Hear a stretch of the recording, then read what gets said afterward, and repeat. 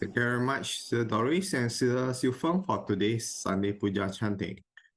Now back with us this week, we have Brother Ghatikara Loo to share on what the Devas have to consult with the Buddha.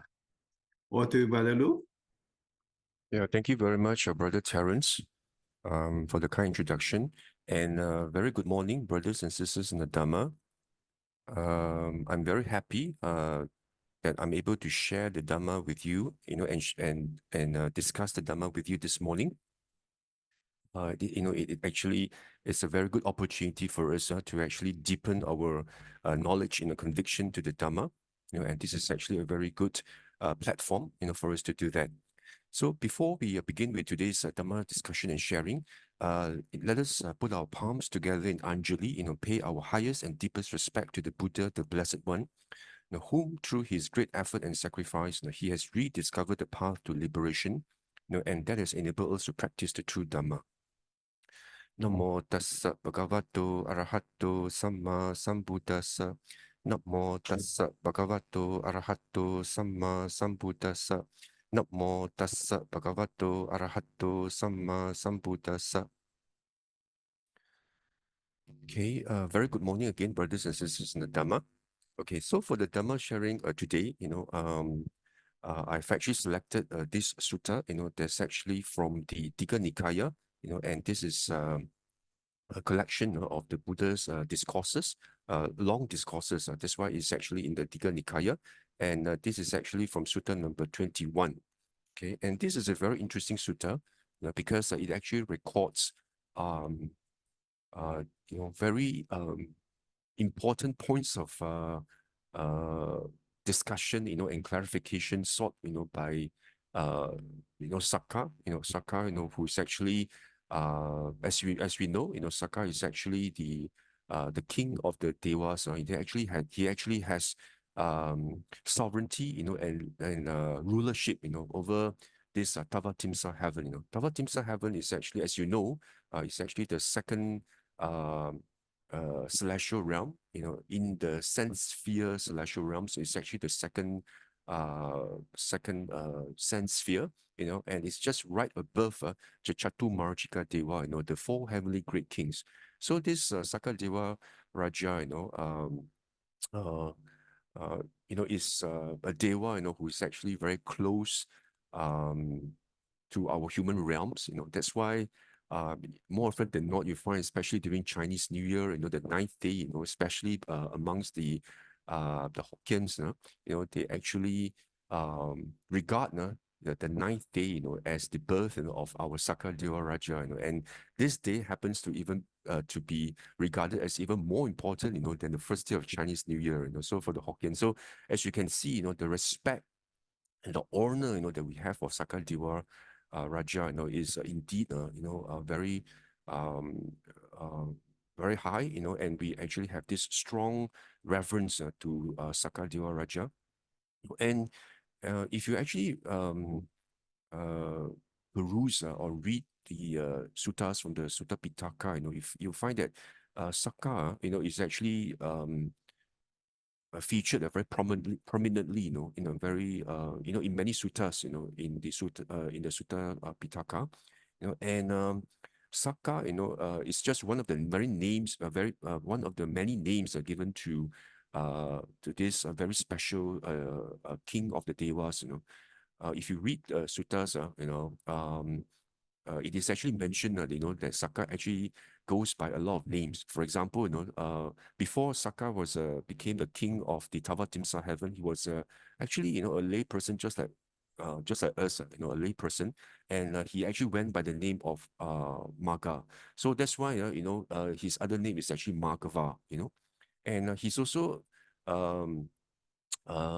somebody, who is actually very, very keen and has a lot of enthusiasm to actually perform good deeds. For example, he built roads, and he also built rest houses. That's why he's actually known as another name is Vasava. So if you actually read this Digha Nikaya 21, Sakka is actually referred to as Vasava, by the Devas as well as by the Buddha. So his name is Vasava. So This Sakka, actually goes by a lot of names because of the, of the many good deeds and the wholesome deeds that he has actually performed, when he was a human, a lay person during the Buddha's time.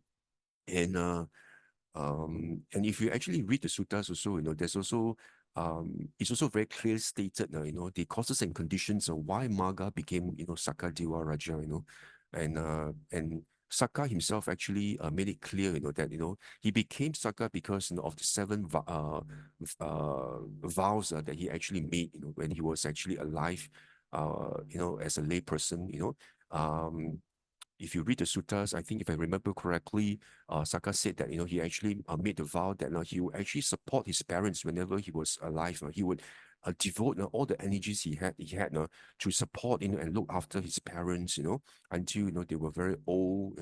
They he looked after them very carefully, and provided all the care that the parents needed. And he also had respect, for the elderlies, especially the elderlies in the family, and whoever who was more senior than him, he was actually very respectful, and a lot of reverence to the elderlies and seniors.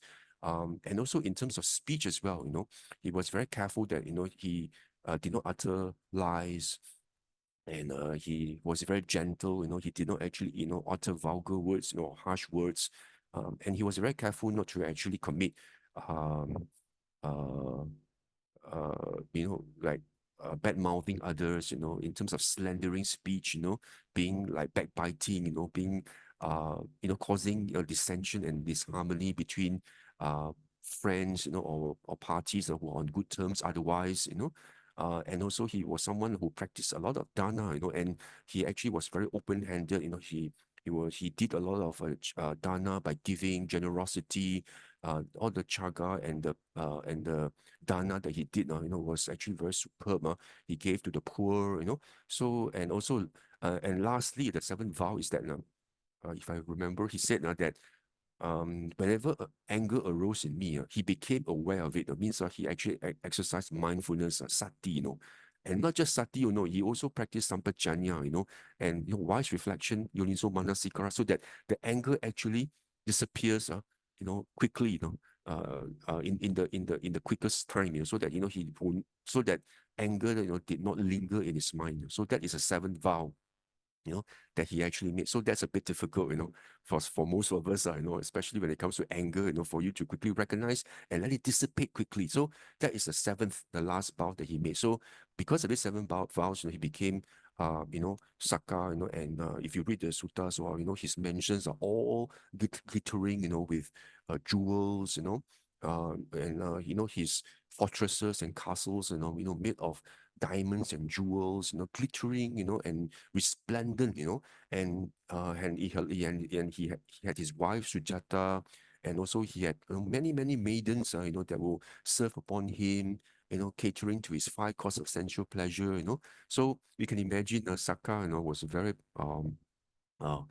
powerful ruler of this Davatimsa heaven, a very powerful king, because of what? Because of all the tremendous good deeds that he had performed while he was a lay person. So we can see that that's actually something that's actually very marvelous and remarkable about Sakka, And the other thing about Sakka is that he was somewhat was a deva, not like other devas who was like whole day just thinking about frolicking, in the Nandana garden, or playing, having the fun and five course of sensual pleasure, maybe playing with the maidens, But Sakka, was someone who was very steep in Dhamma, and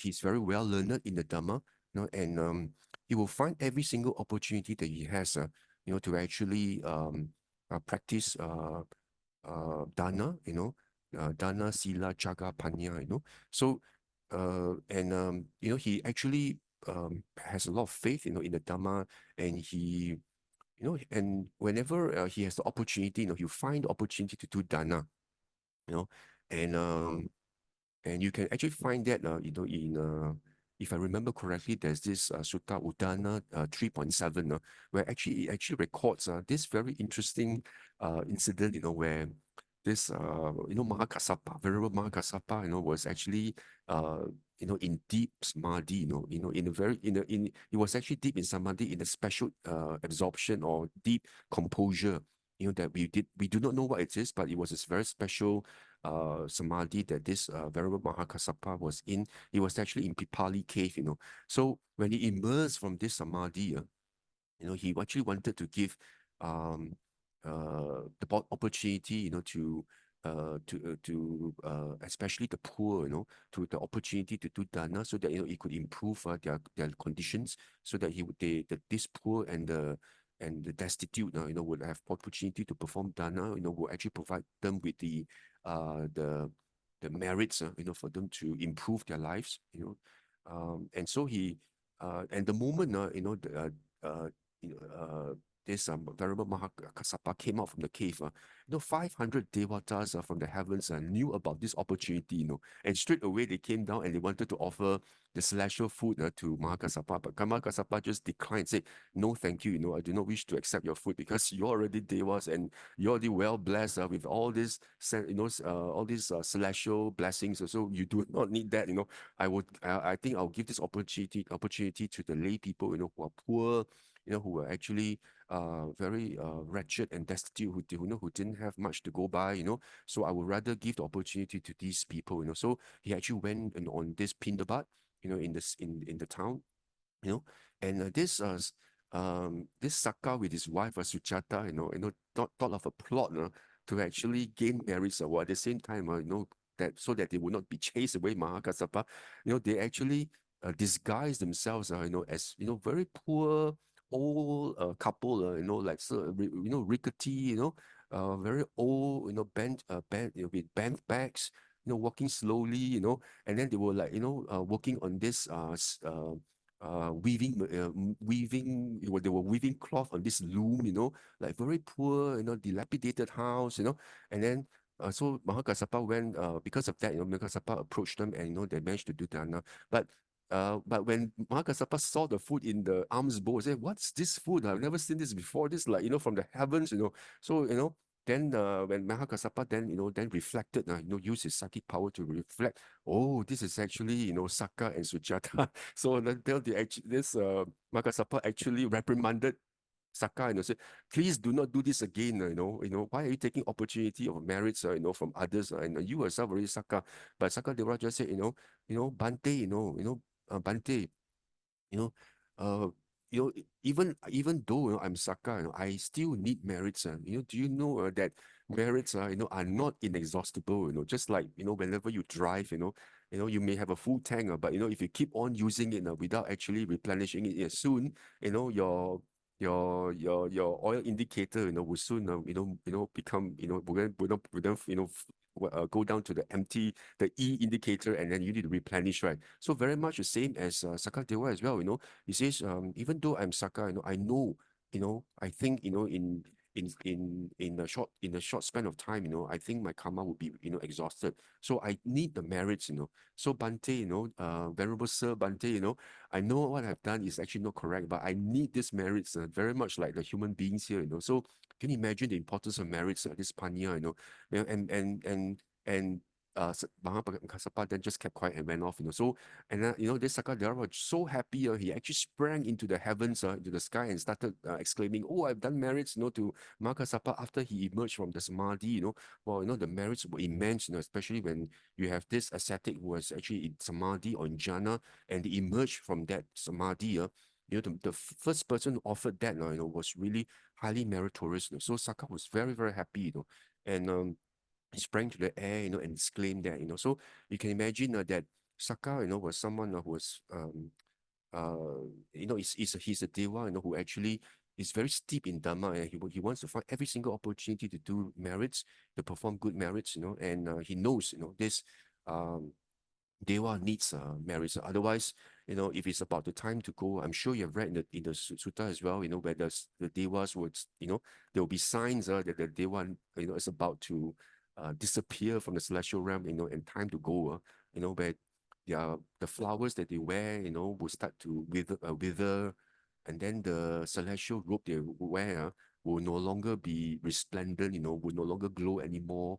And then they'll start to sweat in their armpit, and they feel a bit uncomfortable sitting in their celestial throne anymore. It's like the celestial seat they have, they normally find it very comfortable, much more comfortable than all the uh the the sofas, or the thousands of ringgit of sofas that we purchase, but in the heavens, their throne, that the chairs are much more comfortable, and it's so comfortable and so nice, so it's such a enjoyable to sit on the throne. But when the Deva is about to pass away, time to actually leave the Deva realm, then you see these telltale signs that it's about to leave. So Devas are very particular, they need the merits to continue to stay on, in the celestial realm. So that's why Sakka is also one of them, and he's very conscientious, to actually find every single opportunity to do merits, and not just doing dana alone, if you read the suttas as well,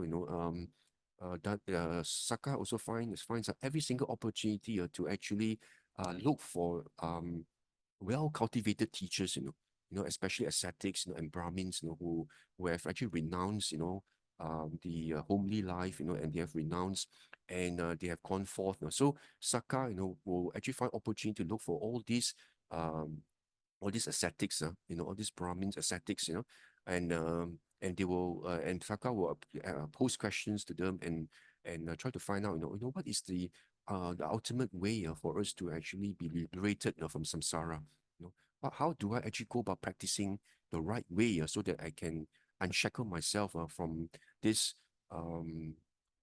inconceivable samsara, where beings need to go through countless sufferings in samsara. How do I actually go about uprooting, and unshackling myself from samsara? Because Sakka is also very fully aware, that this Tawa Timsa heaven, is just a temporary a temporary station for him, it's just like a sojourn, and when time comes, he still needs to leave. So at the back of his mind, he's always trying to find opportunity, to look for well cultivated, renunciants, ascetics, to actually find out, what is actually the path, the spiritual path that he should practice, or how should he actually cultivate his contemplation, his meditation, in order for him to increase the wisdom, so that he is able to be free, from these shackles of samsara, and to be free from ignorance. So he's always, keen to find out, what is the true Dhamma that he should follow. So if you read the suttas, you find that Sakka, is always looking for renunciants. And when our Gautama Buddha, our Sammasambuddha Buddha, has arisen the world, Sakka Deva Raja was really happy, and he will find every single opportunity, to look for the Buddha, to actually ask him questions. And that's why in this Digha Nikaya 21, and they've selected this sutta because it actually records, some very deep questions that the Sakka has actually posed, to the Buddha, So Sakka actually wanted to consult the Buddha to actually find out, what is the way, to uh, for him to actually understand why suffering, why there's suffering in this world, why is there hatred, why is there rivalry, what is the cause of all this violence, rivalry, hatred, wars, quarrels, that men and devas have, what is the cause of this suffering, and if you actually read if you actually read the Sutta Digha DN21, it's actually very important as well. It's a very important Dhamma discussion, that actually transpired between the Buddha and Sakka. Because if you actually read the framework of these questions that Sakka asks, actually, it absolutely mirrors the Four Noble Truths, that Sakka has actually posed the questions to the Buddha. Of course, the Sakka never do not ask the questions, Bhagava, Blessed One, can you please, tell me about the Four Noble Truths? He never asked in this way, He actually asked, from the perspective of why hatred suffering, and why is there actually so much of rivalry? Why is there so much of jealousy? Why is there so much of uh, wars, that actually happen in the world. As you can see, for example, that the trade wars between China and and US and China, why does it happen? Why is there so much of this rivalry? And why is there so much of all this um hatred? I mean, anywhere, not just between countries. Sometimes even within um colleagues, in companies, where you have rivalry, to actually get a promotion, and what happens, if you actually don't get that bonus that you want, or or someone actually does better than you, why is there so much of hatred, and even amongst I don't know, friends, whenever you see someone does better than you, someone actually gets your neighbor gets a luxurious car, so if you are not actually careful enough, then you actually have this hatred and jealousy, arises in you, So Sakka, is absolutely, he's fully aware of this. So he actually posed a question to the Buddha, why does this happen? And and the discussions leads, one by one, to the full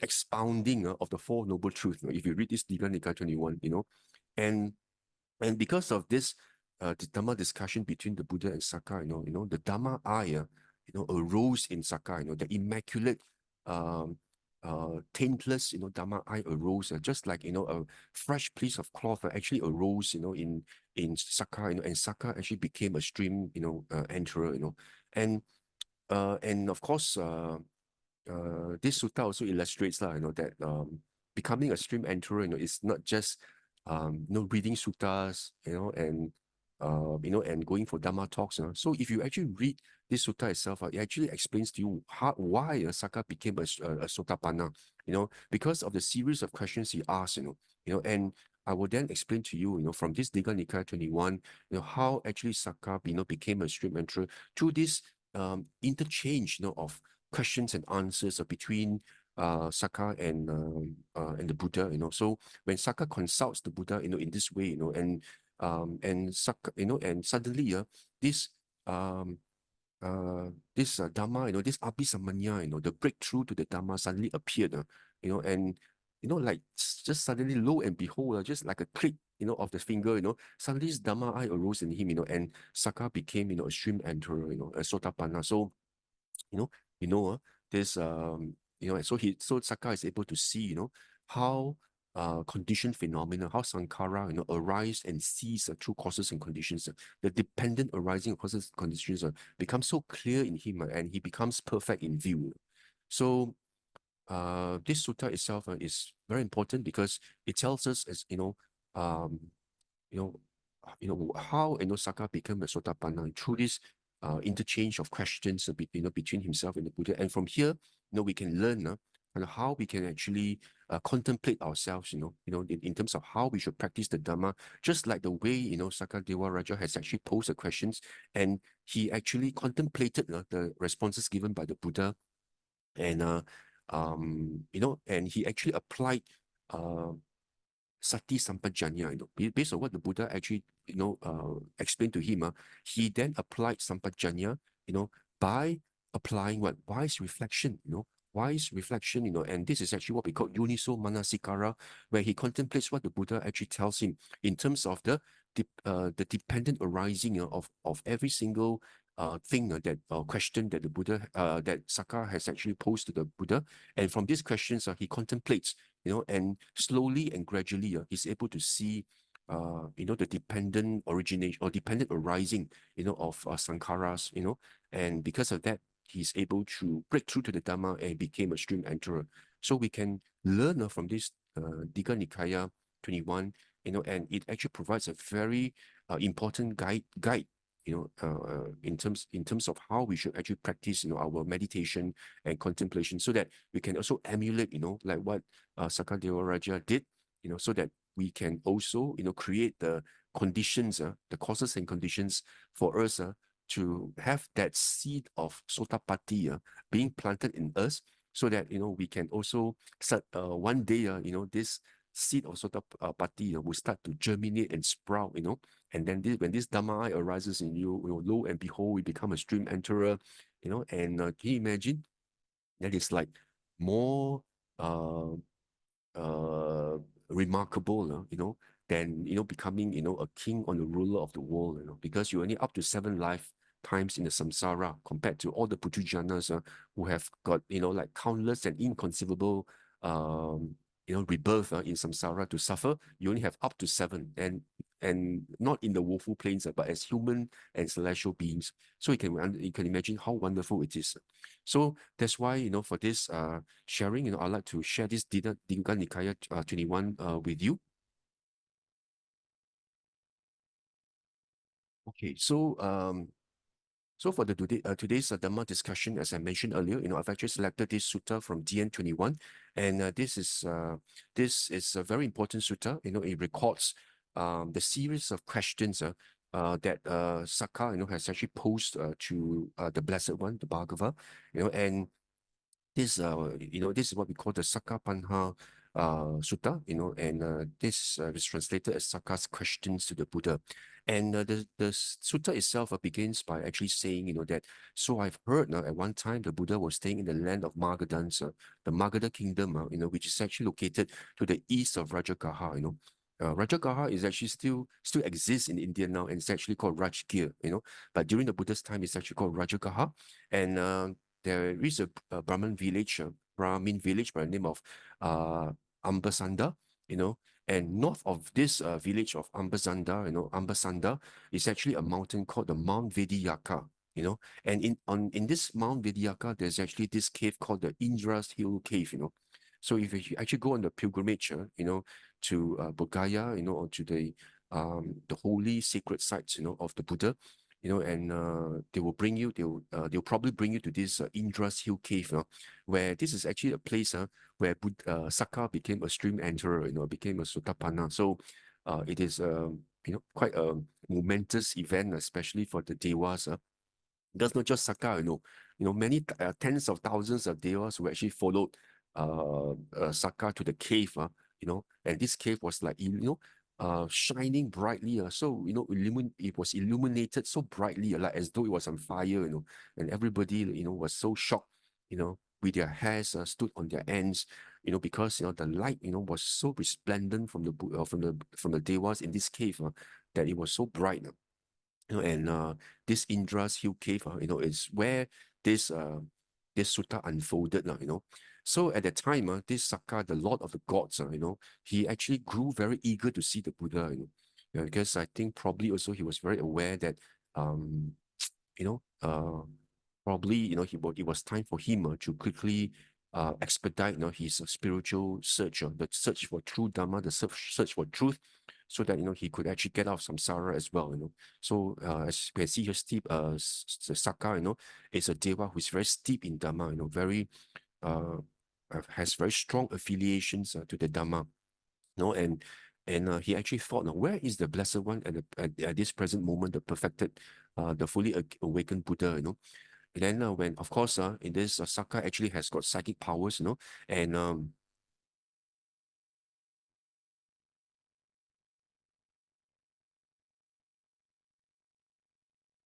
Brother Terence, can you see my shared screen?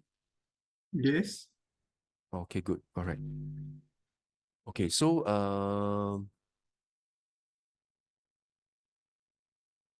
okay, so then this Sakka, right, he actually then used his psychic power, and he surveyed the world, and he found out that, oh, the Buddha, the Blessed One, was actually staying in this Indra's Hill Cave, this Indra Sala cave, So then he actually then told this the gods of the 33, this Tavatimsa heaven, as you know, is also known as the heaven of the 33, because these 33 devas were actually his companions, Sakka's companions, when they were lay people, they actually did good deeds together. So they were actually then reborn in Tavatimsa together, because they did good deeds as a whole, together.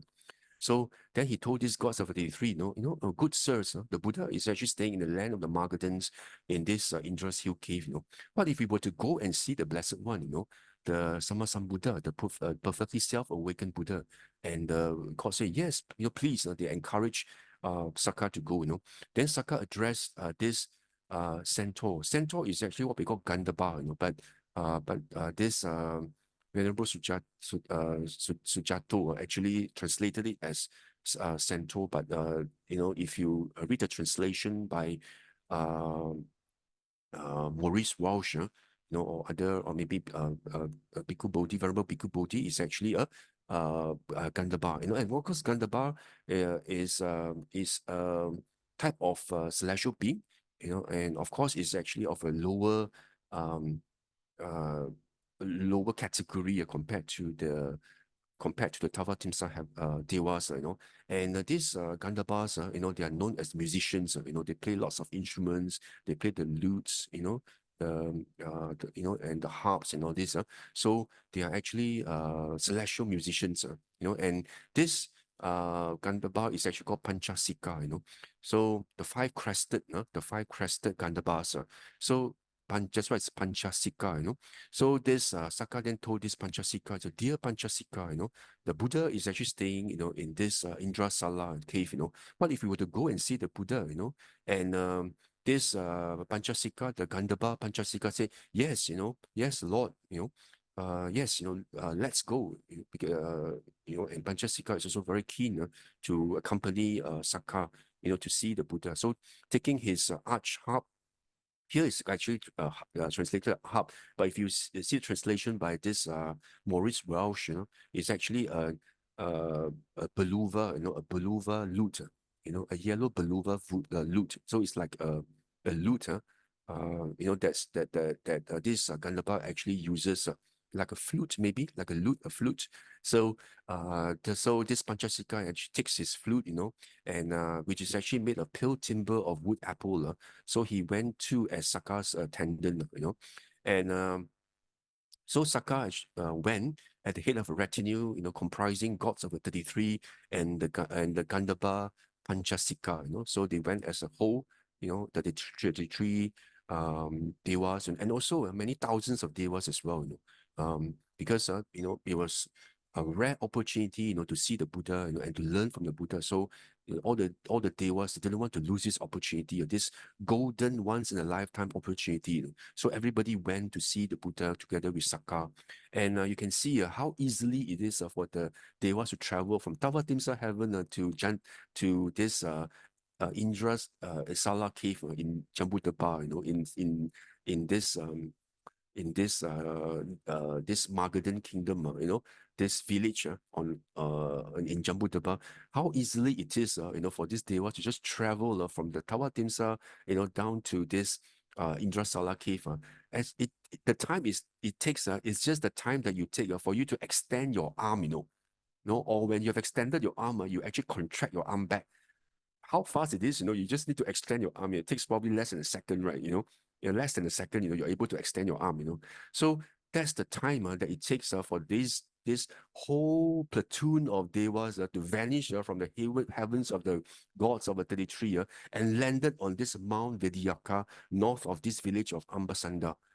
How wonderful it is to be a deva, especially like nowadays, if you want to even see, maybe, a long pole, in Thailand, or in perhaps a Siador, in Burma, or perhaps a very well-practiced monk, in Malaysia, in Taipei, or maybe in Penang, we have to catch a flight, drive to airport, catch a flight of hours, to go there, and take a bus.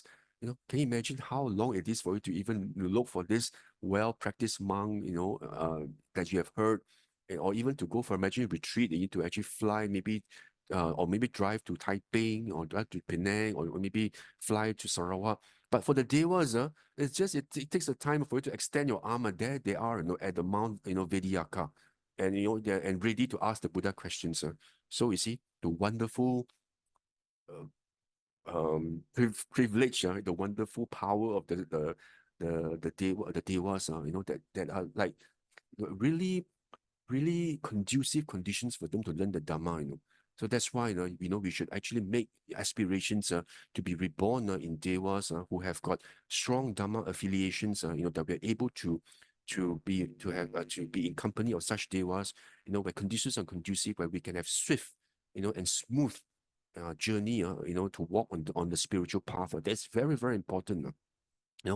So just like this 33 or what, the journey that they took to land on this Mount Vidyaka is just probably just some nanoseconds, and at that time, a dazzling light appeared over Mount Vidyaka, and Ambasanda, as happens through the glory of the gods, resplendent, and luminous, shining, wow, the devas, the moment they landed on this Mount, the Mount Vidyaka, it was just like as if this Mount Vidyaka went into fireworks, went into fires. People in the villages around about this Mount Vidyaka were so terrified and shocked and awestruck, and their hairs stood on their ends, and said, "Oh, Mount Vidyaka must be on fire, blazing and burning today. Oh, why such a dazzling light appeared over Mount Vidyaka and Ambasanda, And then Sakka addressed this Panchasika, when they actually went there, before they entered the cave, Sakka was someone who was actually very careful, very judicious, He knew that Buddha was in the cave, and he knew Buddha was actually in deep samadhi, in deep composure or immersion, like what's actually being translated here, So he knew he couldn't just barge in the cave, you know, and say, my dear Bante, or Venerable Sir, when he was still in deep samadhi, so Buddha didn't want to be so intrusive, right? So he wanted to get someone to be the so-called the bridge or the messenger, to set the right conditions before he could ask the questions. How clever Sakka is, right? Then he told Panchasika. So actually Sakka already had an idea what he wanted Panchasika to do. Otherwise, he wouldn't have invited Panchasika to go, right? So this Sakka actually had his plans up his sleeves, So he actually has something or some assignment for Panchasika to do. So he said, "My dear Panchasika, it's hard for one like me to get near the Bhagava, the blessed one, while they are still on retreat, but practicing absorption in samadhi, enjoying immersion samadhi. But if you were to charm the Buddha first, with some conversations, then I could see him." So he wanted Panchasika to be the one to actually, in a way, like um in a way, like to make the conditions right, when the Buddha actually emerges from this samadhi, so that he could pose the questions. He didn't want to be so presumptuous, just go in the cave and just ask the questions like this, disturbing the Buddha's bliss, of immersion, right? So this Panchasika said, "Okay, yes, Lord," replied in this Gandhaba, Panchasika. So taking his lute, his so-called celestial flute, he actually went into the cave. So when he was near, he stood to one side thinking, this is neither too far too near, so he'll hear my voice. So the moment this Panchasika stood by the Buddha, then what he did was he started singing a song, instead of uh, uh, immediately talking or perhaps speaking to the Buddha that will perhaps disturb the Buddha's immersion from deep immersion. So this Panchasika decided to sing a song, so that the Buddha, while he was in this samadhi, he was able to know that someone is singing, and maybe he will slowly, gradually get out of this samadhi, so that will pave the conditions for Sakka to ask the questions. So then this Panchasika started playing his flute, and this Panchasika also is also a very great musician, and he's able to also compose lyrics that actually intertwines the Buddha Dhamma Sangha together with his love for a Gandhaba girl, this Gandhaba girl who is very pretty, who is the s- uh, who is the daughter of this king of Gandhabas. Afterwards, you see the called Timbaru. This king of Gandhaba has a daughter, and this daughter is very beautiful. And this Panchasika is like knocked not over his heels, and fell in love, with this Timbaru's daughter, this Gandhaba girl called I think her name is Bada. This Gandhaba girl is Bada Surya Vachasa. So this Gandhaba girl, is very pretty, very attractive, and he actually fell head over heels, over this Gandhaba girl, this Timbaru's daughter. So he started singing this song, but he actually in a way improvised his lyrics, so that he interweave Buddha Dhamma Sangha into his love song for this Bada, this Gandhaba girl. So he started singing with these lyrics like, oh Bada, Surya Vachasa, my darling sunshine, a lot of sensual love there, so a bit inappropriate to sing to the Buddha, but nonetheless, he sang the song.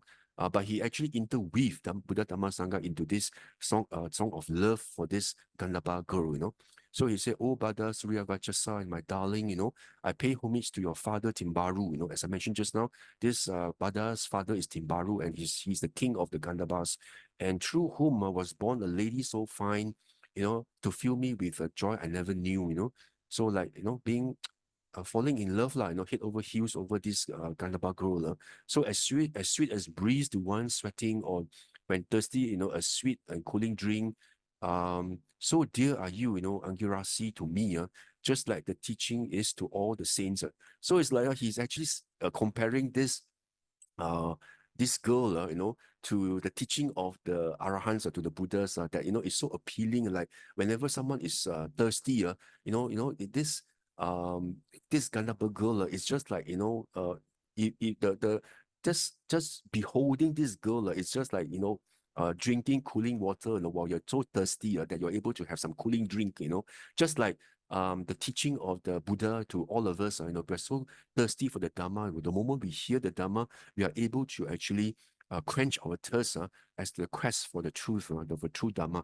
So can you imagine how ingenious it is? He's interweaving the song of love with the song of Buddha Dhamma Sangha, and he continues, like a cure when you're struck by fire, dire, or food, to ease the hunger pain. Come on, Bada, please put out my fire, quench me like water on the flame. It's like, this Gandhaba, Panchasika is saying, this Bada, so she's so beautiful that whenever this Panchasika looks at her, this Panchasika becomes like, but like, he's being lighted, in fire, he's struck by fire. His whole self actually becomes like, like plunged into fire, the whole thing just, he actually bursts into flames just because he sees Bada. Even devas, they very much like human beings, they fall in love, with all these female Gandhabas, devas. So very much, this sensual love is still very much in the sensual realm, in the deva realms as well. See, the kind of sensual love this Panchasika has for Bada, this Gandhaba girl. And as elephants burning in the heat of summer sink down in the lotus pond to rest, so cool, full of petals, and pollens. That's how I plunge into your breast. So it's like elephants. You see, like, whenever it's summer, like in Africa, remember, the herd of elephants actually they will go on long journeys. Especially the herd elephant, the alpha elephant will bring their female elephants and all the baby elephants and other elephants. They will travel thousands and thousands of miles to look for an oasis, where there's actually lotus, and there's pond, so that they can drink and they can actually frolic, and they can bathe in the water, right? If you see National Geographic, that's how it happens in Africa. So this Gandhaba, knows fully, especially in India, the elephants, whenever it's a heat of summer, when they see a lotus upon, they plunge into this lotus to actually frolic, and drink. And this Panchasika said, how I'll plunge into your bosom, he wants to plunge himself into the arms of this Bada, See the song that he composes, like elephants bursting bonds in rutting session, beating off pricks of lance and pikes, just like, in the mating season, these elephants will just burst the bonds. They don't care, they just go, and look for their partners, especially in mating seasons, you know. So it's just like this Panchasika is so crazy, about Bada, So I don't understand what is the reason. I'm so crazy for your shapely thighs. Yeah, it's a bit inappropriate, but that's how Panchasika actually tells, what he mentions in the lyrics, that he's crazy for this Bada's body, the shapely thighs, that he just goes crazy over this. And for you, my heart is full of passion, I mean, in a besotted state of mind.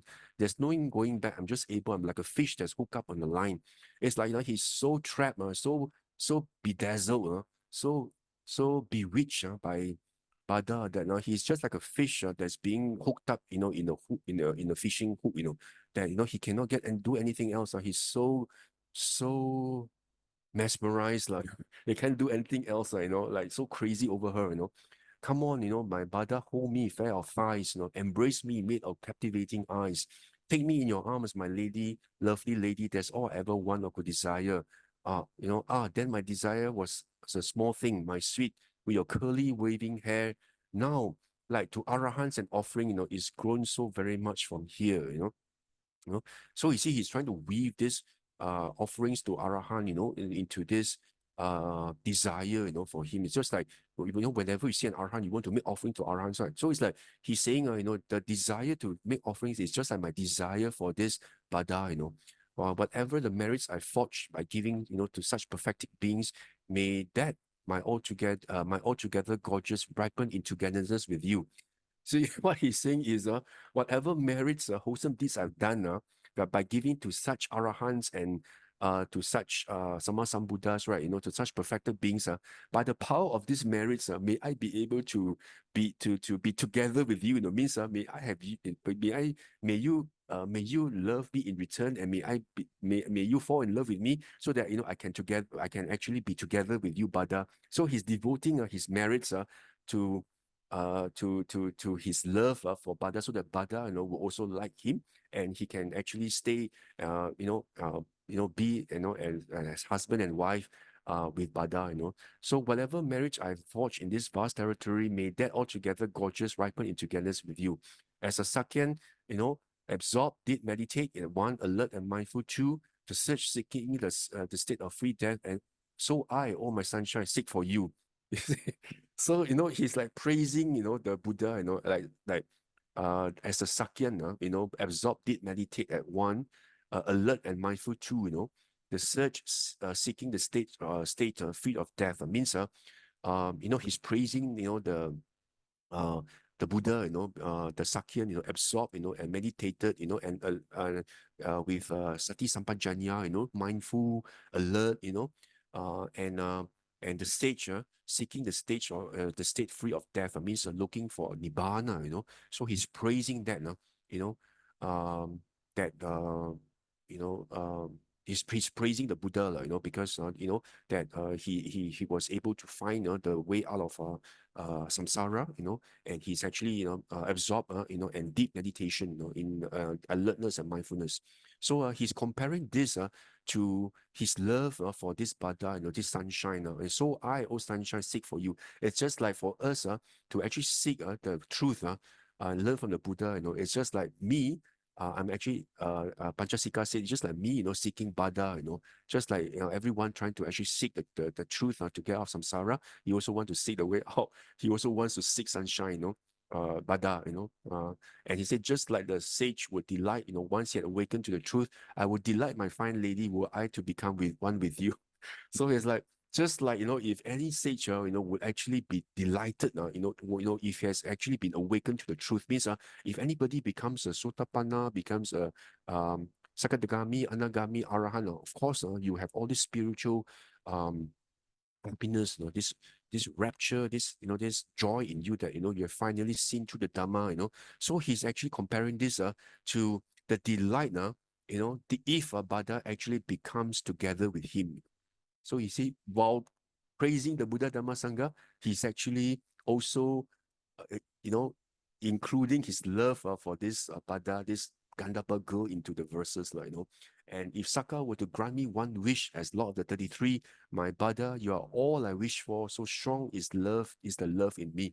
This Panchasika is saying, if Sakka ever grants me a boon or a wish, I will wish for Bada, to give her hand to me, So can you imagine the love that this Panchasika has for this Gandapa girl, So like a freshly blossoming sour tree is your father, So he's praising this Bada's father, like a blossoming sour tree means very big and strong, this Gandapa king.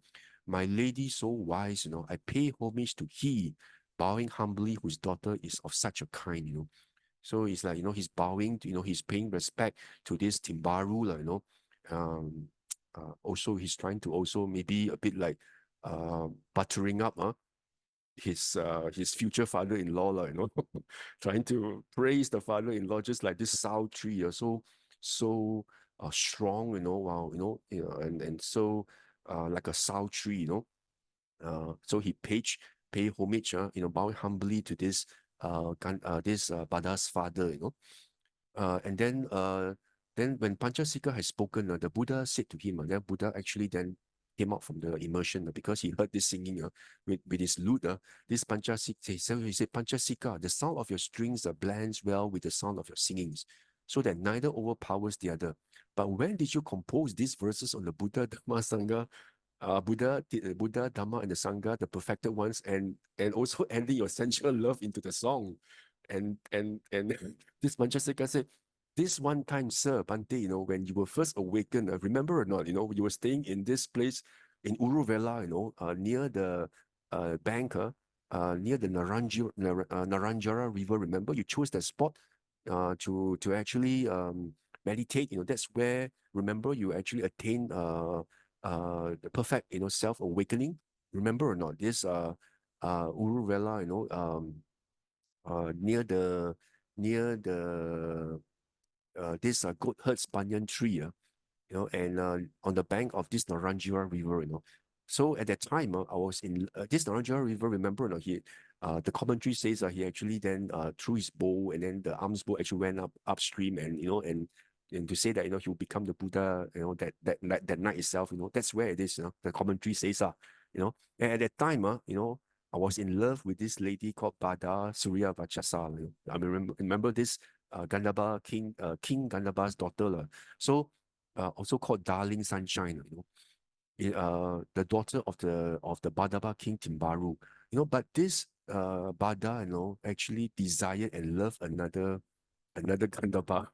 And who she loves is actually this Gandhaba called Sikandi, who is actually the Matali son, Remember Matali, is Sakka's chariot driver. Whenever Matali wants to go anywhere, he will summon Matali, right, to drive the chariot down to the human world, to see the world. So this Matali is actually Sakka's charioteer, and this Matali actually has a son called Sikandi, and it's actually this is the Sak the male Sakka, the male but the male Gandhaba that Bada actually loves. This male Gandhaba that Bada loves instead of this Panchasika, So since I couldn't win that sister by any means, so I took my lute to Timbara's home, where I played those verses. So he was a bit dejected, because this Bada, right, this Gandhaba girl actually loves another Gandhaba, whose name is this Matali son, they call Sikandi, So since I couldn't win that sister by any means, so he actually started to play, the lute in front of Timbara's house, Timbaru's house. So it's like serenading to Badala, like sing his love song, when he feels very dejected, being in a way like spurned of love, and he was very dejected, very sad, so he couldn't do anything, so he started serenading these verses to using his lute to in front of Timbaru's house, so that hopefully this Bada will maybe come to the balcony and start looking at him, and maybe, you know, will give him a chance lah, you know, for Pancasika, you know, to have a chance. Maybe, you know, he's not out of the race yet, lah, right? You know, maybe he still has a chance to win over Bada. And so he doesn't give up, you know, he still goes to this Timbaro's house and starts serenading, you know. So when I finish this Surya Vachasa, you know, this Gandhaba girl, you know, this darling sunshine, you know, tells this Panchasika, you know, say, dear sir, you know, I've not personally seen the Buddha, but I did hear about him. You know, so finally, this Bada you know, became quite moved by this Panchasika. So then he actually then told this Panchasika, dear sir, you know, I've not seen the Buddha, you know, but I did hear about him when I went to dance for the gods, you know, of the 33 in the Sudama hall, you know. So can you imagine this Bada, you know, is a dance, you know, she dances, you know, for the Tavatimsa Devas in the Sudama hall. You know, the Sudama hall, as you know, is a place where if you're, you know, if the Deva, you know, is a good speaker of Dhamma, you know, so he'll be invited, this Dhamma, to actually speak the Dhamma. So Sakka also actually gives Dhamma talks from time to time in this Sudama hall in Tavatimsa heaven. So whoever, you know, was able to give Dhamma talks, you know, Sakka will invite him to this Sudama hall. So this Bada, you know, is this Kandaba, you know, actually then you know, dances for this performs dances for this Tavatimsa heaven in this Sudama hall, you know. So when she was there, she did hear about the Buddha, you know, but she has not actually met the Buddha before. So since you extol the Buddha, let's meet up today. Wow, you see, because Panchasika actually extolled the Buddha, you know, in this song that he has actually composed. Wow, you know, he actually melted Bada's heart, you know. Well, since you actually extol and praise the Buddha, okay lah, I'll give you a chance lah, you know. Let's meet up today, you know. You know, that's when I meet up, you know, with this Bada, the sister, you know. But after that, only one chance given, you know, no further no further appointments given, chances to go out with her anymore, you know. So it's like only one opportunity, but after that, you know, there was no more further outing, you know, with this Bada, you know. Also we have not met since then. So only one time to paktor with this Bada, but after that, you know, no further chances, you know. Because I think Bada, you know, truly loves this Sikandi just now, you know, who is actually Matali's son, and not this Panchasika, you know. So Panchasika is a bit dejected, you know. So the approach of Sakka, you know, then Sakka, a lot of the gods thought Panchasika is exchanging pleasantries with the Buddha. So he addressed Panchasika, my dear Panchasika, please bow to the Buddha for me, saying, you know, sir, you know, Bante, you know, Sakka, a lot of the gods with his ministries retinue bows to his head at your feet. And of course, Panchasika then went to do that, you know, and Buddha says, so, you know, may Sakka, you know, with his ministers and retinue be happy, Panchasika, you know. So when Panchasika bowed, you know, at the Buddha's feet, Buddha says, you know, may all your view be happy, you know, it's metta from the Buddha, you know, may for all one to be happy, whether gods, humans, titans, dragons, you know, Gandhabas or any other creatures in the universe, regardless of which realm you are, you know, everybody wants to be happy. You know, that's what the Buddha says. For all want to be happy, you know, may all of you be happy. You know, the Sakka together with his retinue, you know, and together with Panchasika. So that's how, you know, the Buddhas salute such illustrious spirits. And being saluted by the Buddhas, you know, Sakka, you know, because the Buddha actually gave the salutation. So Sakka then thought, okay, this is the right time, appropriate time for me to enter the Indra's hill cave. So, you know, then Sakka then entered the cave. Then he bowed to the Buddha and stood to one side. And the gods of the 33 also did the same thing, you know, and Panchasika also did the same thing. They bowed and then they stood to one side as a mark of respect, you know. So at the time, when the Devas were actually in this Indrasala cave, uneven places became even out. You know, means those places which were not even, which were like perhaps with holes or not even, became even out. And the cramped places became open up, you know. So like even though the cave was actually very cramped, you know, they actually opened up, you know, it became very spacious for the Devas. Uh, I do not understand how it's possible, but perhaps it's due to the Dewa psychic power, you know. Even the cave may be smaller, but is able to accommodate the retinue, and thousands of devas from Tavatimsa heaven, all were able to sit comfortably in that cave, even though thousands, it's through their merits, and also because of the psychic power they have. I mean, that's my guess, and the darkness vanished in the cave and light appeared, as happened during the glory of the gods, and so all the devas, they're all seated in the cave, and they were all, trying to actually listen to the questions that Sakka, may actually ask the Buddha.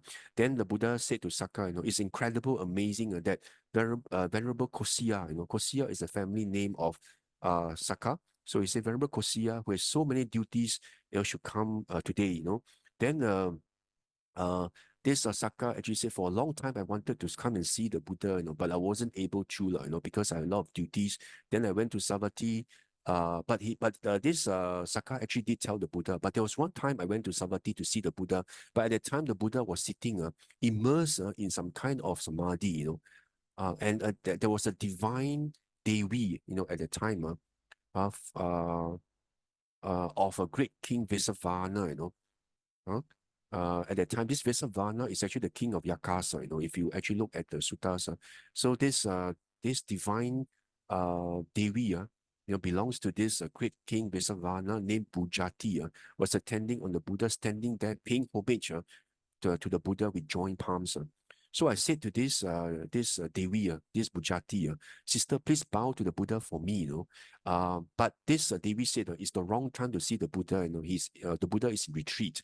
Then this Sakka says, it's okay, when the Buddha emerges from this samadhi, please pay respect to the Buddha, I hope that sister bowed. I hope that sister bowed to you. Do you remember what she said? So the Sakka actually asked the Buddha, did she bow to you? Then Buddha said, yes, she did bow a lot of the gods. I remember what she said. I also remember that it was the sound of a chariot wheels that pulled me out at the samadhi. So, at that time, like I said, Sakka will actually, travel on a chariot, driven by Matali, So, I've heard and learned this in the presence of the gods.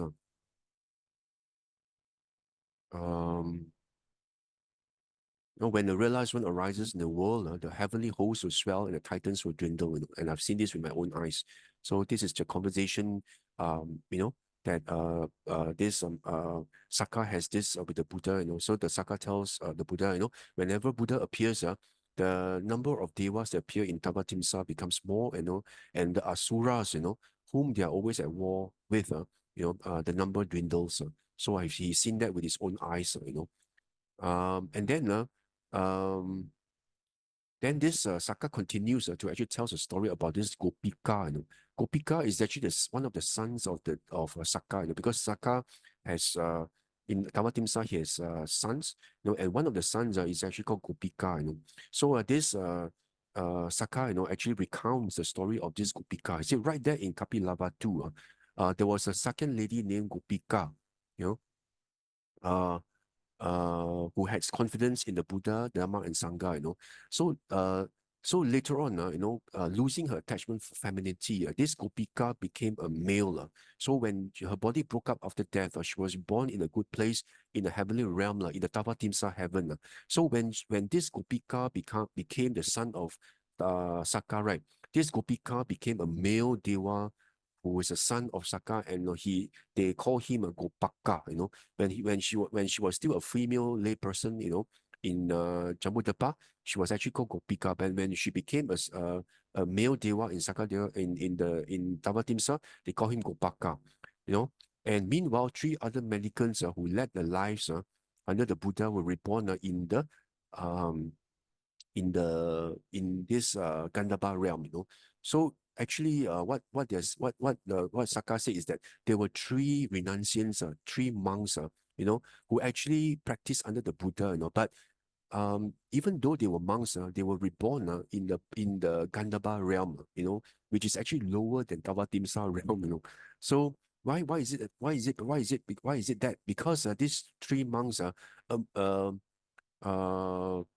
uh, later on they'll explain why it was like that.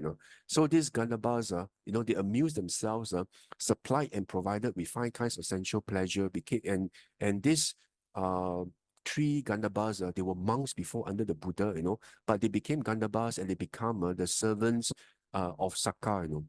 So because of that, this Gopaka, this Sakka son, scolded these three Gandhabas, where on earth were you, good sirs, when you heard the Buddha's teaching, for while I was still a woman, I had confidence in the Buddha Dhamma Sangha, and I became a god called Gopaka. But you, even though you actually were monks under the Buddha, you were reborn in the inferior in the inferior Gandhabas realms.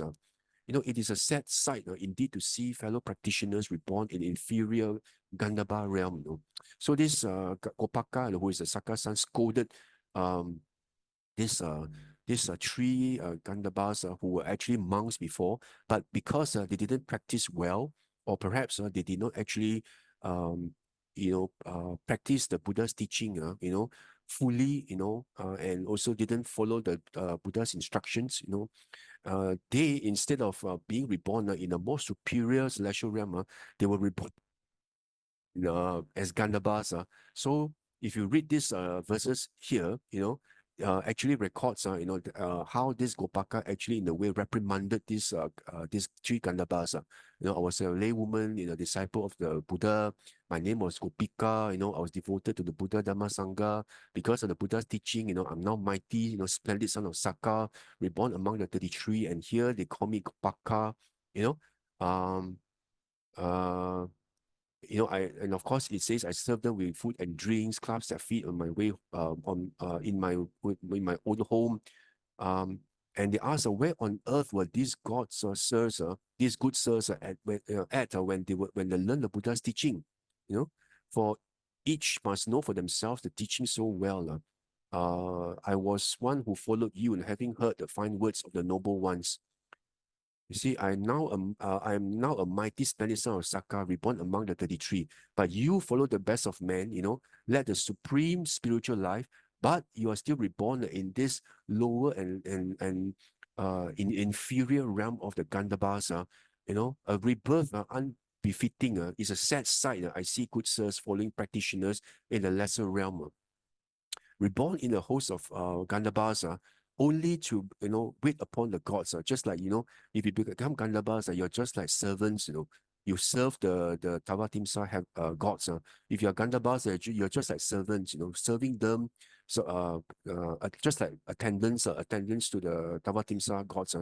And you just play music, for the Tavatimsa gods.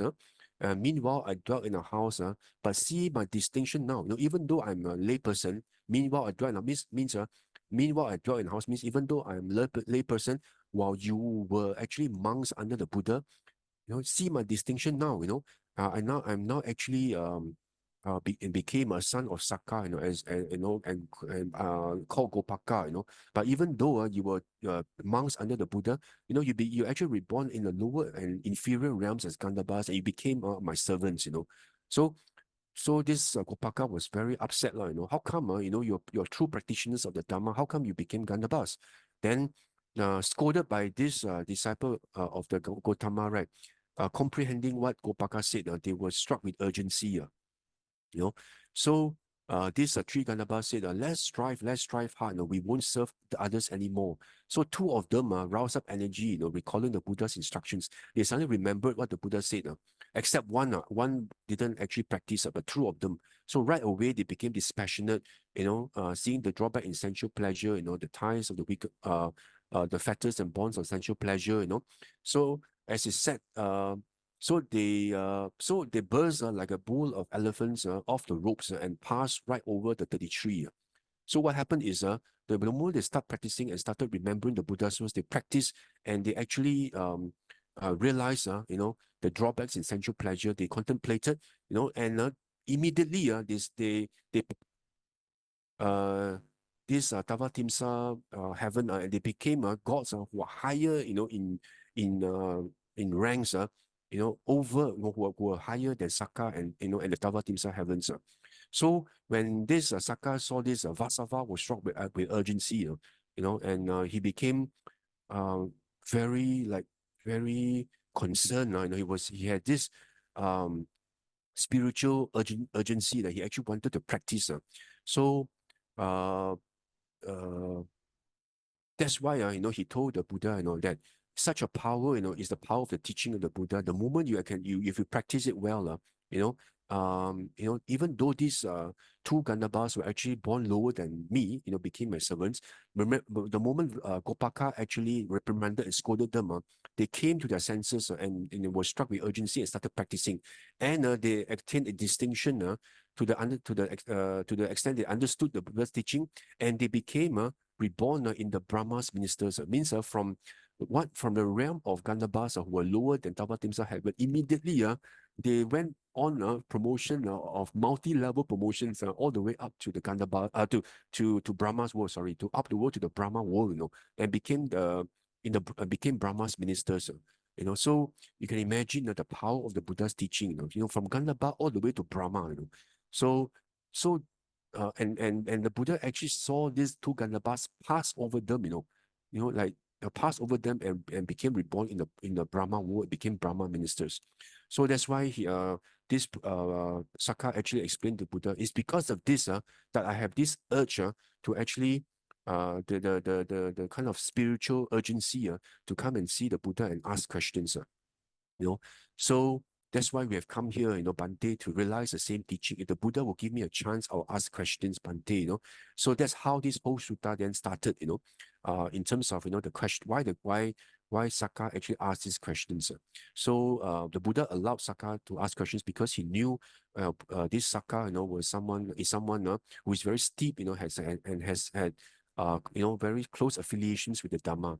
So the Buddha actually addressed the Sakka in verse, ask me a question, Vasava, whatever you want, I'll solve each and every questions you have, So having granted opportunity by the Buddha, Sakka asked the first question, So he said, Bhante, what is it that why is there, enmity, violence, and hostility and hate, that actually happens a bit, in the realms of the devas, the humans, the titans, the dragons, and the Gandhabas, what is it that actually fetters and bind these beings, all these beings, these gods and humans and titans and dragons, what is it that actually bind and shackle this, that they are not free from this violence, hatred, hostility, enmity, and they still have hatred and violence. Why is it that they are not able to untie themselves, from this hatred, and violence and enmity, And when this was asked, the Buddha actually answers, the factor of jealousy and stinginess, bind the gods to these hatred and violence and hostility and hate. So what the Buddha says is that the reason why beings have violence, hostility, and hatred is because of what? It's because of jealousy and stinginess, because of envy, because of jealousy, and the Sakka says that's so true, and he actually approves what the Buddha says. But then Sakka continues to ask, what is the source? What is the cause for jealousy and stinginess to arise? Why is there jealousy and stinginess? And the Buddha says, the cause of jealousy and stinginess is because of dislike and dislike. And Sakka says, then what is the cause of like and dislike? Or the Buddha says, the cause and the source of like and dislike is because of desire, craving, And why does craving arise? Oh, it's because of thought. You see, the Buddha is actually explaining how condition arising happens. And Sakka is actually asking the questions to understand how hatred and enmity and envy arise through causes and conditions. He wants to understand why is it that actually man and gods still have this hatred, rivalry, and envy, and he wants to see the cause and condition of this. So you see the Sakka has actually heard the Dhamma before, and he wants to clarify this point. What is the meaning of causal or arising or dependent arising, true causes and conditions. What's the reason of this? So here, the Sakka asks by, starts by asking, what's the cause for hatred, and enmity, and Buddha says, oh, hatred and enmity, why do you hate someone? You hate someone because of what? Envy, and you're envious of someone. I mean, we know this all too well. When you're envious of someone, you hate the person, right? When you're envious and jealous of someone, you actually love that person. When you see someone that you're jealous of, you either you show you're unhappy, you not want to speak to the person, or you try to avoid the person, right? So you see the hatred, the dosa, is because of what? Because of envy, because of jealousy, And why does this jealousy happen? And the Buddha says, oh, this jealousy happen because of what? Like and dislike, you like and dislike. And why do you like and dislike? Oh, it's because of what? Um it's because of craving, no? And you can understand that very well. Why is it that you like or dislike? Because of craving. For example, you see someone perhaps does better than you, or uh, perhaps your friend or neighbor, gets, I don't know, maybe a luxurious car, and you, or maybe gets that promotion, or maybe gets that bonus, or maybe gets praise, so deep in your heart, suddenly you have um, this, uh, uh, this craving in you, right? This craving, that this is craving, I want that car, why is it that he has, I don't have?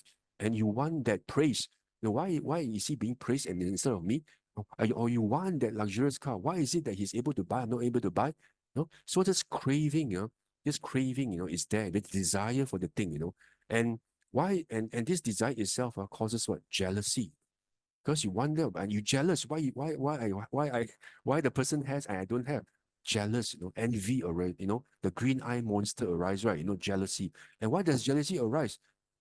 And this jealousy, then actually then leads on to what? Hatred, right? You hate the person, you're jealous of him, you're hatred. Why is it that he's better than me? Why is it that he's praised by my boss and not me? Why is it, why is it that this student does better than my son in the class? Why is it? Why, the hatred is there, the hatred because of craving. You want this for yourself. I want my son to be number one in the class, or I want to have this luxurious car. I want the bonus. I want the promotion. So this craving is, this jealousy is there, and this jealousy because of what? Because of this this like and dislike, and this like and dislike arises because of a craving, you want this for yourself, and that's why you dislike the person who has it, and this dislike causes, the the uh the jealousy and the envy to arise, and because of jealousy arise, then you actually have this hatred. So you see how hatred, arise through causes and conditions, and the Buddha says it's because of what? Desire, the craving. So from here you can see this discourse itself, these questions by themselves, maybe just two or three questions, or maybe three questions, already the Sakka was actually asking about what? The first and second noble truth. The first noble truth is about the the dukkha of existence, right? The dukkha of existence are coming into contact with things you don't like, you hate, and you have hatred in your heart, you dislike it, and why does this happen? All arises because of craving. You crave for all these good things that happen for others, to because you want them. Why is it that I don't but others have? And this craving itself leads to like and dislike. Like and dislike leads to jealousy. Jealousy then, in turn, then leads to this hatred, this dosa in you. So the Buddha, you see, is very analytical, And then Sakka then continued to ask, what is the source of this craving?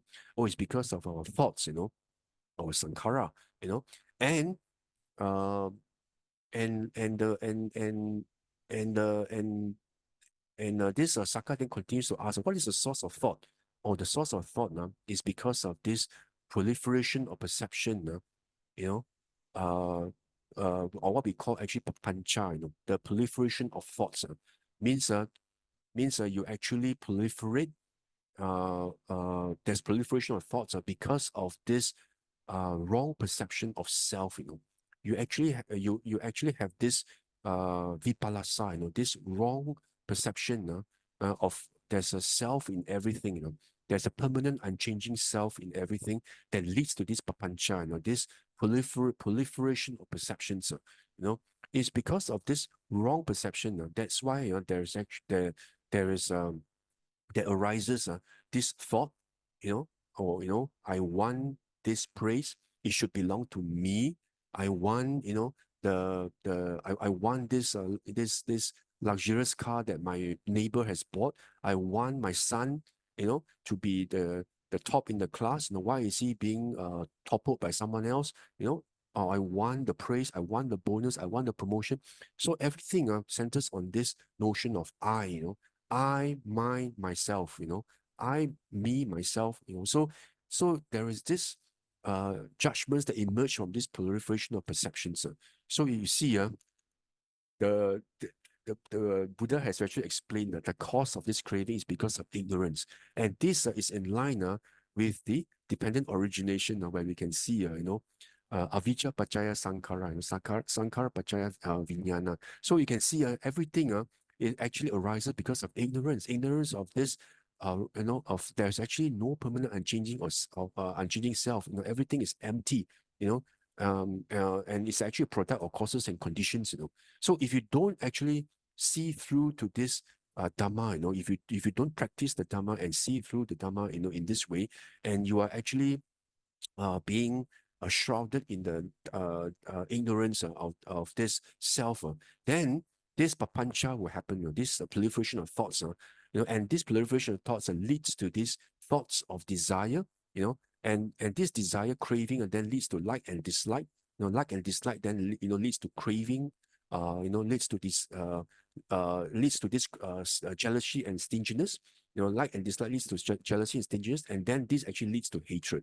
So you can see from here that Buddha has actually explained the cause of all this dukkha, is due to this papancha, which is driven and fueled by this ignorance, of of this vipalasa, of always regarding sankhara, as having a permanent, unchanging self, and you don't realize anatta, in all the dhammas, So because of this, there is these thoughts, and these thoughts then arise, leads to desire, craving then leads to like and dislike then leads to jealousy then leads to hatred.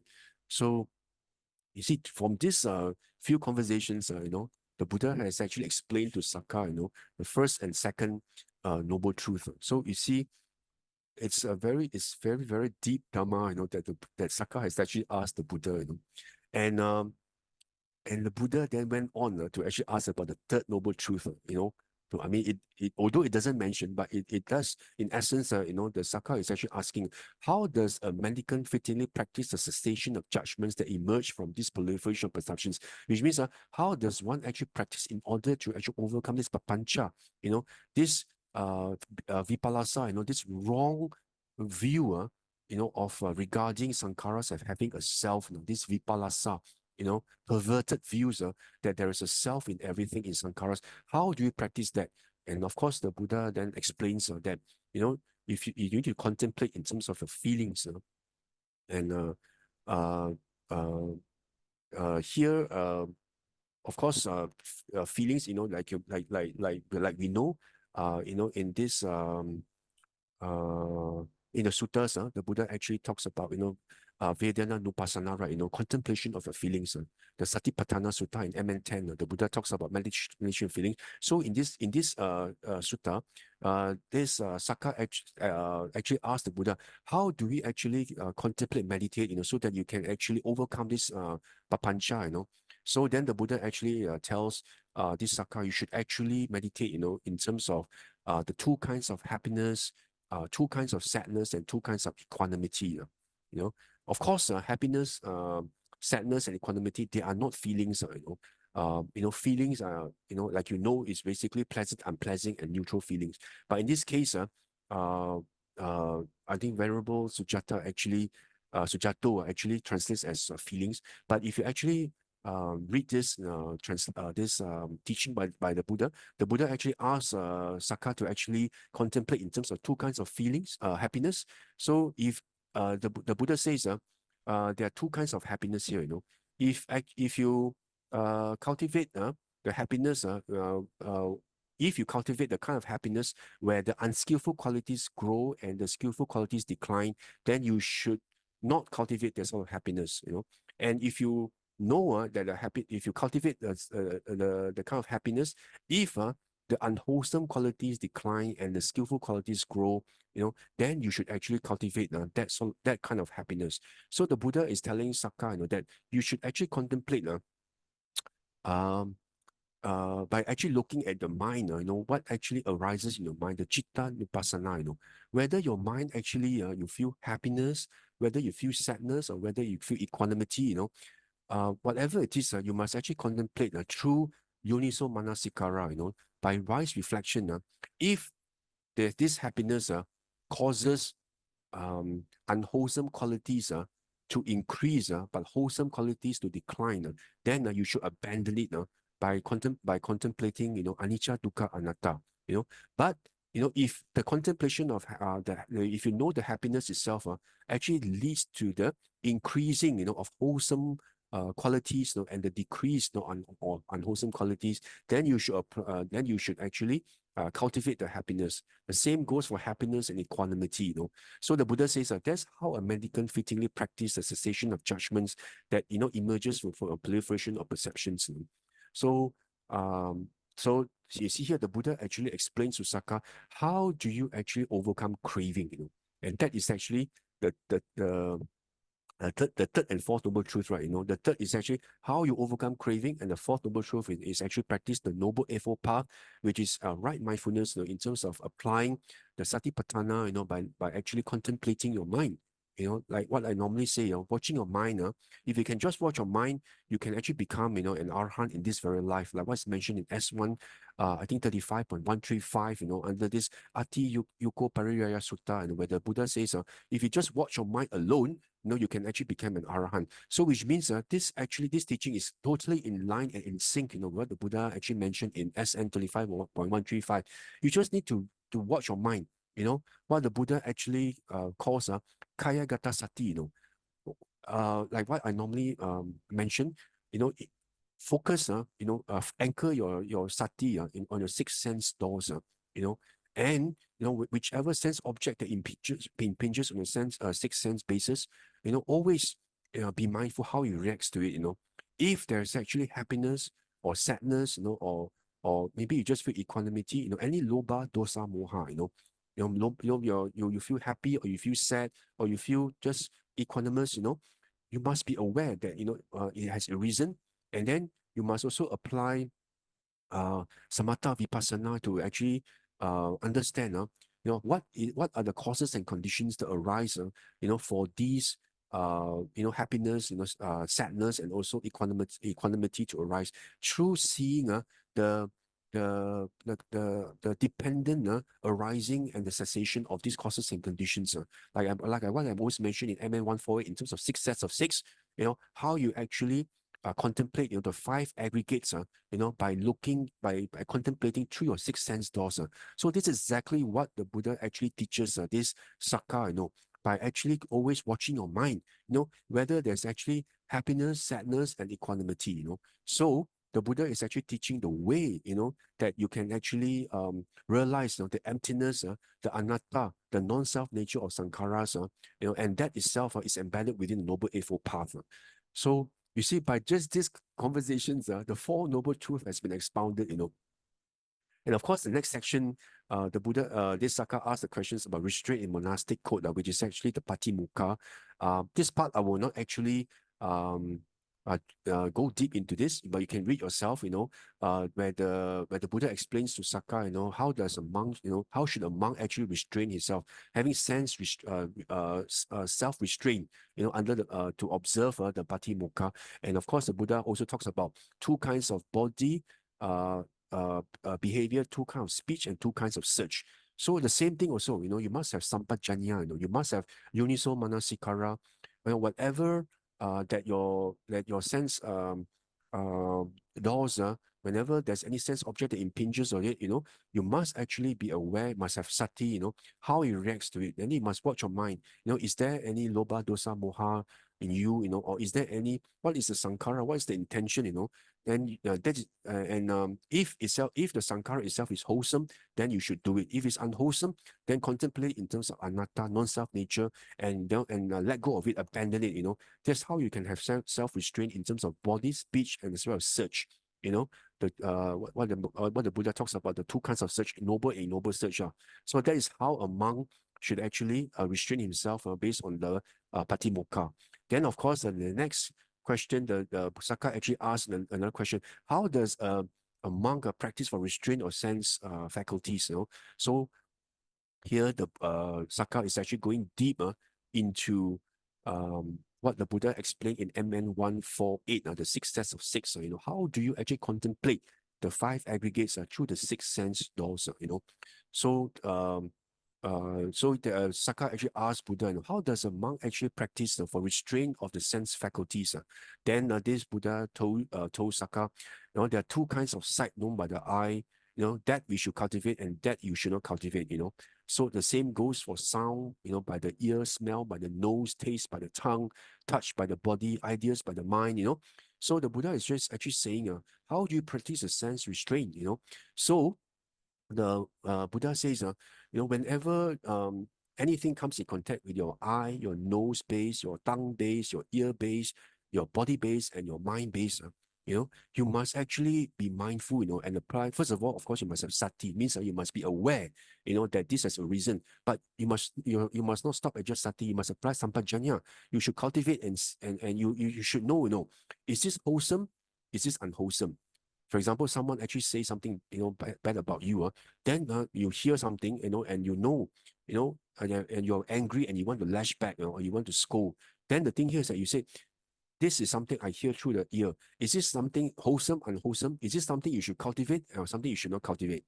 So the Buddha says, if it's something you should not cultivate, like for example, you have this urge, and this intention to scold and utter harsh words, the Buddha says that you should abandon it. You should practice yoniso manasikara, wise reflection. That is actually anatta. It's actually reason through causes and conditions. Therefore, there's nothing, no self. And if it's something that's wholesome, for example, you want to utter words of care, utter words of metta, or empathy, or compassion, or you want to do something by helping others, then the Buddha says, whatever that arises through your six sense doors, and you must actually have the sampajanya, the yoniso manasikara, to see whether it is something that you should do, whether you should cultivate or whether you should not cultivate. So it's by this you have actually sense restraint. And of course, the Buddha, Sakka actually rejoiced at these instructions. So the Buddha is actually telling Sakka how you should actually have sense restraint. So, but in the process itself, the Buddha already taught Sakka in terms of this dependent arising, of sankharas, then of course the next section, Sakka actually asked, some questions about monk, about this renunciants, whether they are the same, whether you see here, whether where whether beings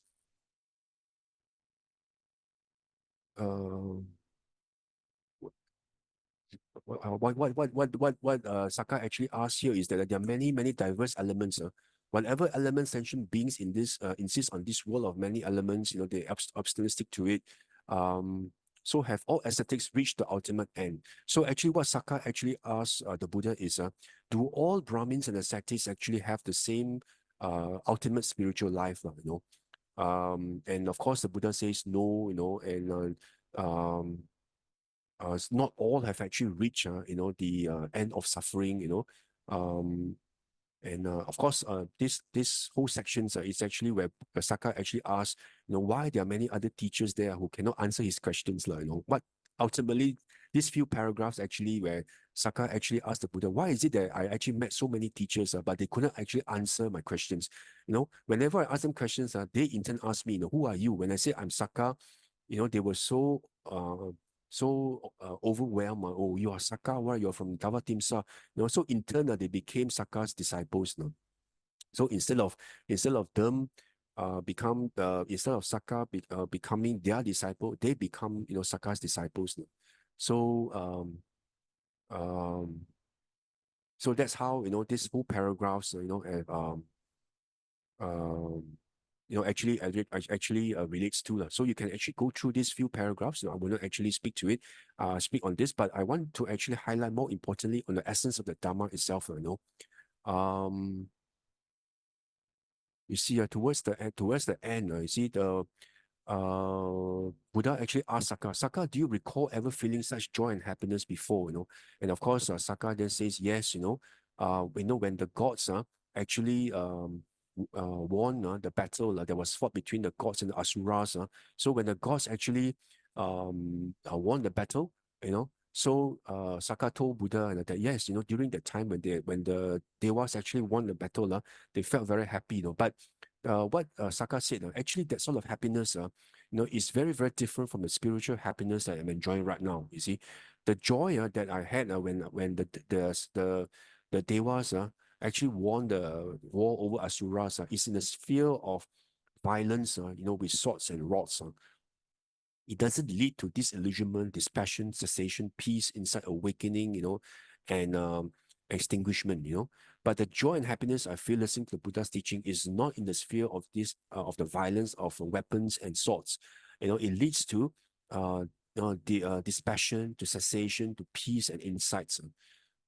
But Lord of gods, what reason do you, for speaking of such joy and happiness? Why do you say that you're happy? And Sakka actually gives 6 reasons to speak of joy and happiness after listening to the Buddha's explanations. From the questions that Sakka actually posed to the Buddha. So after listening to the questions, Sakka told Buddha that he felt joy. So the Buddha is saying, since you actually say that the joy that you have while winning a war is different, why is it that you feel happy now? So what is the reason you feel happy?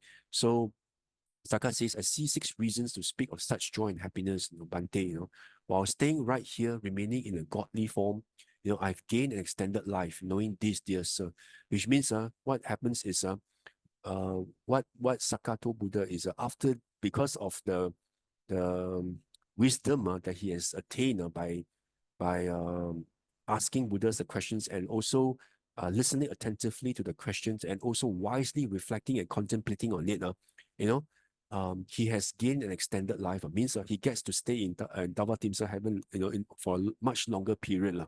This is the first reason, And Sakka says, when I fall from the heavenly host, leaving behind the non-human life, I shall consciously go to a new womb, wherever my mind delights, So which means after his good karma has been exhausted in the Dhamma Timsa heaven, he will be able to go to a good destination in the new womb, means in the human realm, where his mind will feel very happy and delights. This is the second reason. So he is able to see that.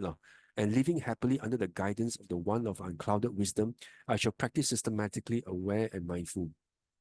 Because he has developed such strong affiliations, and such deep roots with the Dhamma. He knows that after he becomes a human being, he's able to practice, and come into contact with the Dhamma again, and practice systematically. This is the third reason. And then, if awakening should arise, as I practice systematically, I shall live as one who understands, and my end shall come right there. So, he says that if he practice systematically, he'll become an arahant. That is the fourth reason. If he practices, and able to become arahant as a human, that's the fourth reason. When I fall from the human realm, living behind the human life, I shall become a god again, in the supreme heavenly realm. So which means, if he still doesn't become an arahant, but I fall from the human realm, living behind the human life, he will become, a deva again, in the supreme heavenly realm, And that's the fifth reason, And then Sakka also says that these are the finest of gods, the glorious are not Akanitas. Akanitas is actually part of the pure abodes. So long as my final life goes on, there my home will be. That's the sixth reason. Seeing the six reasons, I speak of such joy and happiness.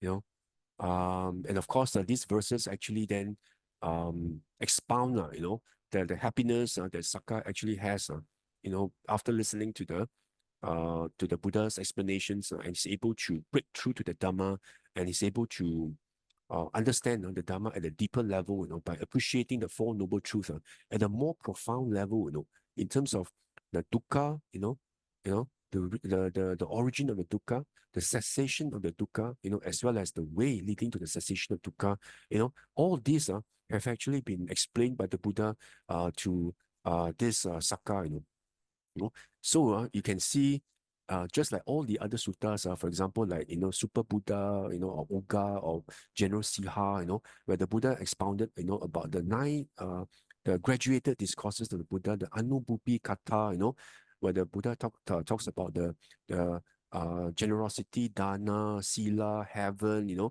then sensual pleasure, then the degradation of sensual pleasure. Then you see that finally the Buddha actually speaks of the Four Noble Truths that is unique and special to the Sammasambuddhas. So after listening to the Four Noble Truths, only then all these individuals became Sotapannas.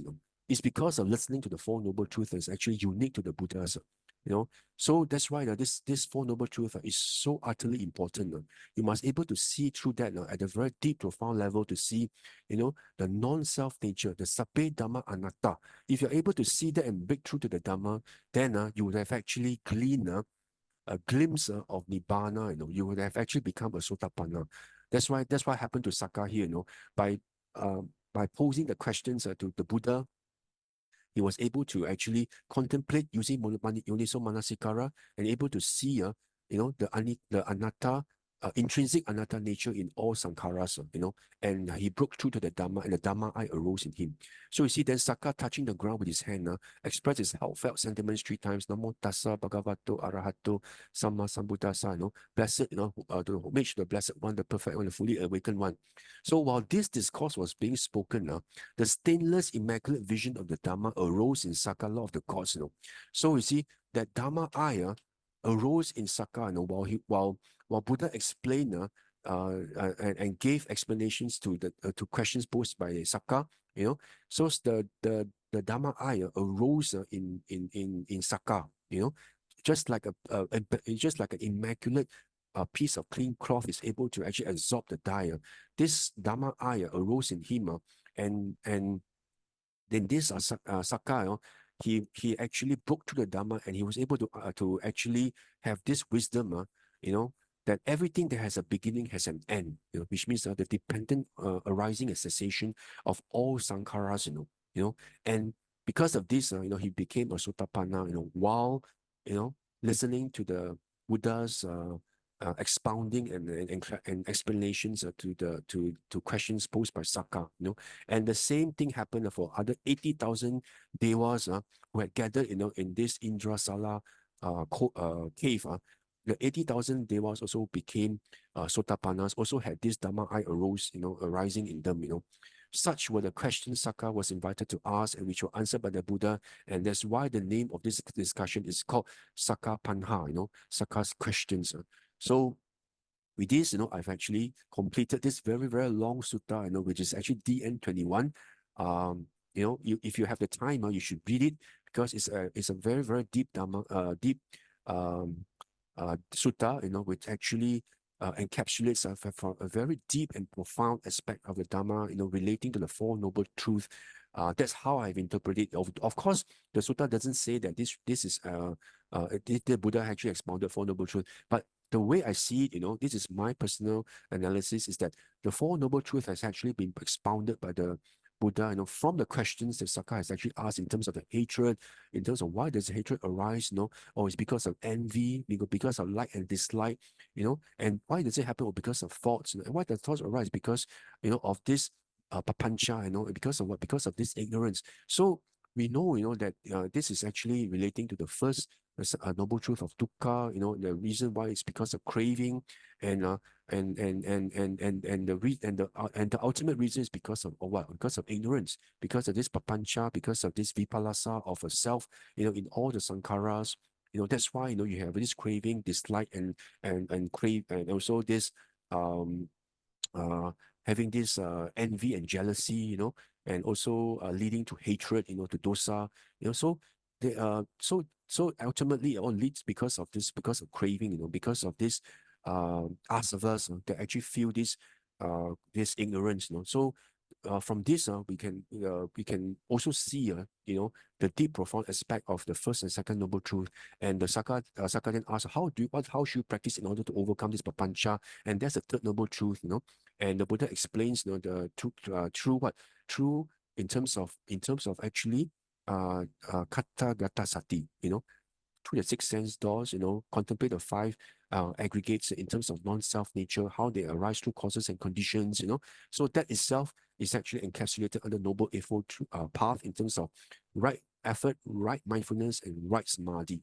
So from here, we can see that so that's why, because Sakka is able to see through to this four noble truth, to a level that's able to break through to the Dhamma, and he's able to overcome the Sakaya Ditti, the doubts, and having this verified confidence, verified experiential confidence in Buddha Dhamma Sangha. Then Sakka became a Sotapanna, just like all the 80,000 devas as well. So if you can actually understand this and look at this in terms of the Four Noble Truths, it actually provides a very, very useful and beneficial guidance for us to practice as well when we meditate. We should always ask ourselves, why does this happen? Just as Sakka always asks, why does this happen? How does it arise? What's the origin? You see, so it's the way you question that you're able to contemplate the condition arising, of course, of sankhara. If you don't ask it that way, and you just look at sati, for example, like, oh, anger comes, anger goes, greed comes, greed goes, you don't see the dependent arising in you, you just basically just use sati only, come and go, but you don't apply the effort to see anatta, So that's why in the practice of Dhamma, you must apply the right effort to look at right mindfulness in terms of the four satipatthanas, and also the right composure, so they're able to see the right composure by using this samatha and vipassana. Then only then you're able to see the condition arising, like what Sakka actually experienced and became a Sotapanna, and the Dhamma eye arose in him. So we must always emulate like what Sakka did. He always ask questions in terms of why, how does it arise? Why is it like that? So that will give you a very deep and profound understanding on the condition arising, and you become, and the Sotapatti arises because you're able to see through, with deep personal experiential experience, that all sankharas arise dependently, through dependent arising and cessation of causes and conditions. So if you're able to see that, then then you would have actually, broken through to the Dhamma, and you become a Sotapanna, and achieve a Sotapatti. So I will encourage you, to read this DN21, and try to actually understand, and see Dhamma, from a deep, profound level, and try to emulate Sakka, and how Sakka actually pose a question to the Buddha, in this Vediyaka mountain, in this Indra Sala cave, a very momentous event where Sakka became a Sotapanna. So you should emulate that, in your meditation, and always a contemplation. Always look at how sankharas, five, especially your five aggregates, arise through causes and conditions through your six sense basis. Thank you very much. That's all. Thank you. Thank you very much, Brother, for today's sharing. Now, let's dedicate those merits accrued so far to all beings, whether they are seen or unseen.